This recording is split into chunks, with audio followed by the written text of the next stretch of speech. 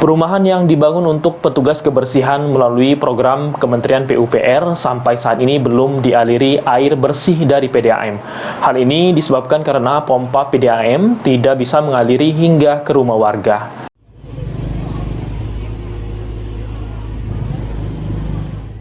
Kepala Dinas PU Perkim Prabu Mulih Bustomi menyampaikan jika pihaknya akan segera menindaklanjuti keluhan warga perumahan komunitas petugas kebersihan terkait ketersediaan air bersih atau jaringan PDAM.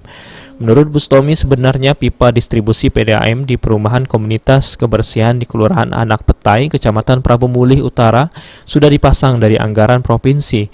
Namun karena ada kendala dari PDAM, membuat air tidak mampu mengalir sampai ke rumah warga. Saat ini pihak PDAM Tirta Prabu Jaya sedang mengusahakan dengan memotong jalur pipa menjadi lebih dekat, yang diperkirakan sebulan ke depan air bersih bisa dinikmati warga.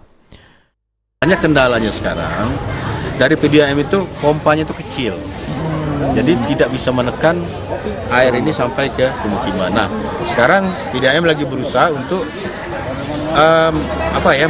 menekan air ini supaya sampai ke rumah komunitas dengan memperbesar pompa. Tapi kan ini kan perlu biaya, makanya kan tidak bisa juga kita bisa PDAM dengan keterbatasan anggarannya. Ya, prinsipnya kami berharap ini segera diselesaikan. Kepala Dinas PU Perkim Bustomi menyebutkan, untuk sementara baru 63 rumah di Perum komunitas petugas kebersihan sudah terpasang pipa PDAM. Tahun ini pihaknya akan kembali menambah 62 jaringan PDAM ke rumah warga. Benny Firdaus, PAL TV.